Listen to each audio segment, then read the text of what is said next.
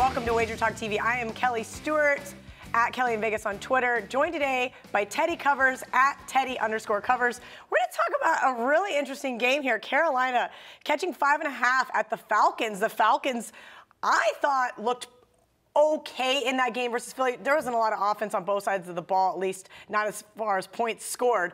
But Matt Ryan could not get the ball to Julio Jones in the end zone, and I was shocked. I had the game teased, so I didn't really care one way or another, but I know everybody and their mother had the Atlanta Falcons.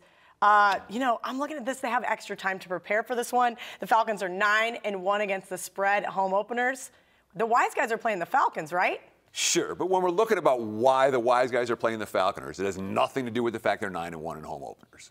You know, that's one of those trends that is interesting to consider. You can use it to market, but it's not necessarily going to win you any money. When you talk about why the markets are so heavy on Atlanta, there's a couple of factors in play. And let's start with the simplest concept that I don't think a lot of bettors recognize. The 0-1 team facing the 1-0 team. That is absolutely something the wise guys, the sharp money, considers, factors, and bets. The 0-1 team, hungry and desperate. The 1-0 team, not quite as hungry and desperate.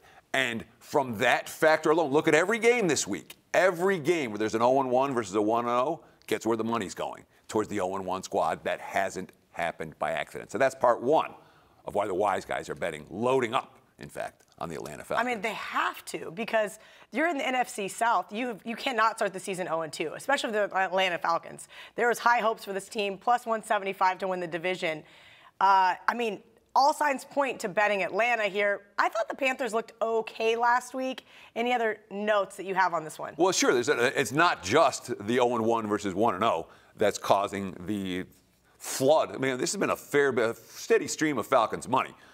There are two other factors to consider. One, the injury bug has hit Carolina, particularly on the offensive line, particularly at the tackle position. So here's Atlanta, a team that won. The Super Bowl team 2 years ago was on offense. Last year's team was all defense. The only reason they're in the game week one with that red zone ineptitude was because their defense is loaded. Falcons have a pass rush. Panthers don't have tackles.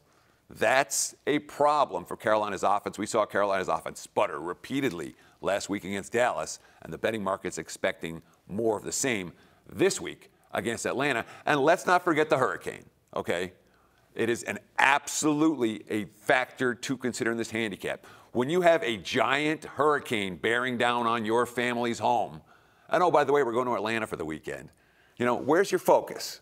You thinking about your wife and kids and whatever else is going on at home?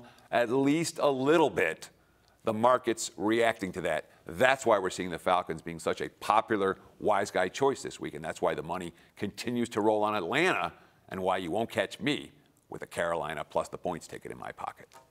I love it. Always great stuff from Teddy. Make sure you guys like and share all of our videos.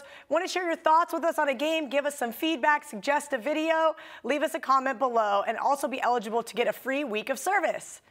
Get $25 in wager bucks added to your account after your first purchase at WagerTalk.com.